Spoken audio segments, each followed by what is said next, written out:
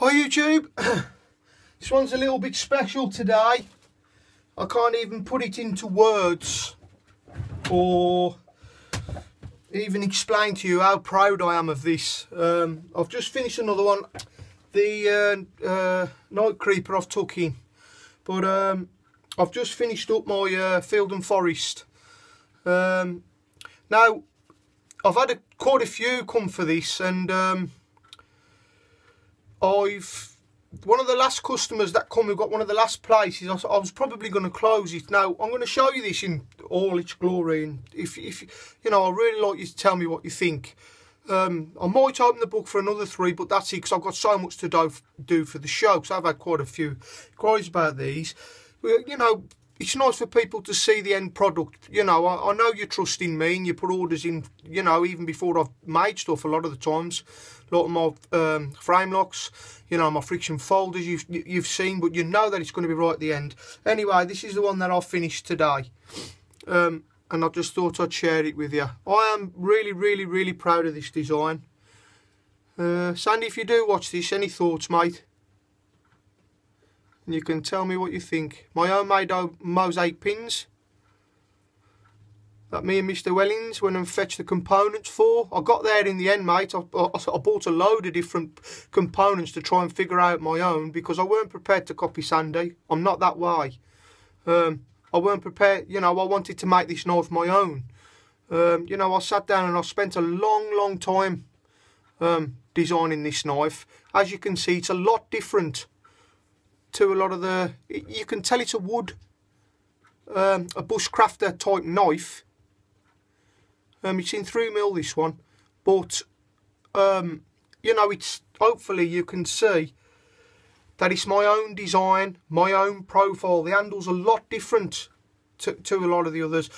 Most other designs that have been done around that thing, they have a big swoop coming in here, like I said on my previous video, like that one. And if I'd have done that, then I'd have maybe gone down the same road as most people, because this knife's been made more than any other knife in the world, and I really wanted to put my own stamp on this and make it my own. It was really important to me. Stuff like that is really important to me, you know. So I spent a long time designing this. This is a little bit longer than most of the others. Like I said, I just think that extra little bit just gives you that a bit more purchase. Like I say, I'll get a lot of time out in the woods. So, you know, I do a lot. You know, I've done a lot of bushcrafting. I do a lot of bushcrafting. So, you know, and I've used a lot of these type of knives. So, you know, you get the feel for stuff, don't you, if you use a lot of stuff. As you can see, I've got more of a swoop here. So you've got that down angle there and a swoop there, which your palm swell goes into. You know, I'm going to take this to the Camp Baza weekend. I didn't think I'd have any to say, because I know people, there's a lot want to buy this, but I'm going to take it, and then when I come back, you know, if somebody is interested in this, I'm only going to show it. I doubt very much I'll use it. Maybe just to cut a little bit, obviously, you know, but you know, the pre-orders are ones that I'm going to make, but this was one I was, you know, it was like a test run. But I'll probably, like I said, I'll keep them at the same price, but then after that, then, you know, I wanted you to see before, maybe sort of a bit like the others said, the bargain with the price, I suppose, that, you know, but then after that, like, I think my prices will have to go up a little bit on these, because, you know, until, you know, I just wanted people to see that, you know, I think the price reflects the quality, maybe. I don't know. We'll see how we go anyway, and see how much people are interested first. But anyway, I thought I'd share this with you. Hope you like it. Also, I mean, this one's a little bit more forward. I also designed this here to have a lot more. I brought this back a little bit, you know, because this is my first scandi, don't forget, freehand. When the next ones, this will be a little bit longer, and I designed it that way much more.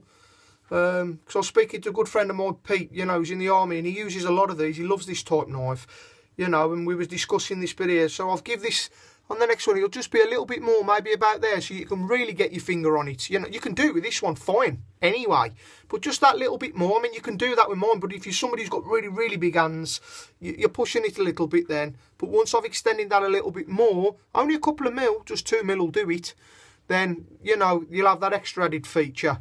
And by doing this as well, as you know, I cant a lot of my hands, so this made it my own style too. It just makes it very comfortable in your chest lever, which I like to do, rather than, you know, I've done it for that reason as well. As you can see, it really just scoops around, you know, because that's the cut. I don't know about when I'm out bushcrafting, that's the cut that I use an awful lot. That's why I didn't go too prominent with this bit here as well, down, because it does stick in your hand if it's too prominent when you go in the chest lever. That really gets, you know, it digs in here. So anyway, it's a close-up.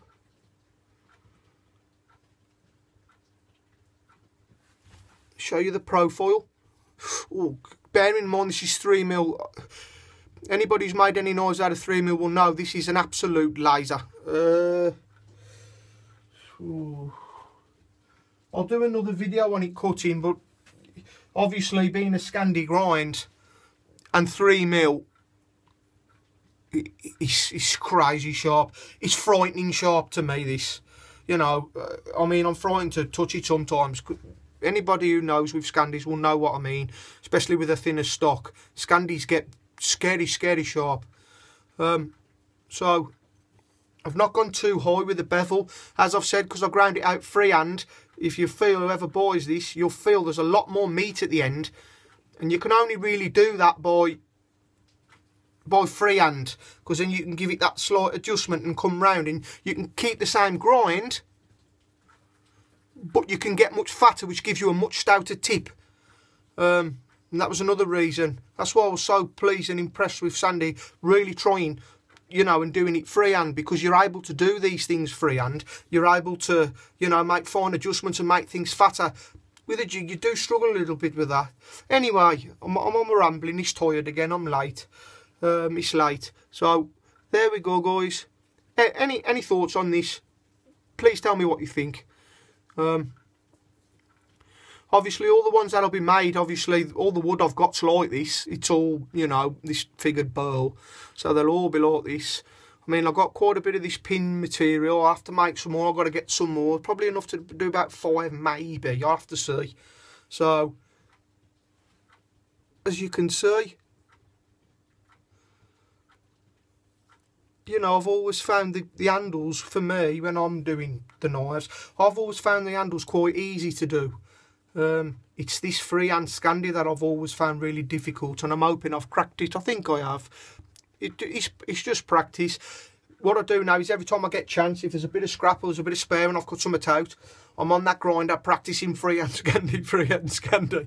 You know what I mean? Any chance I get, just to, you know, so that you keep, you know, because I've got these two. There's 1, 2, 3, 4 knives that'll be going up for Gear Bastion. This one's gone.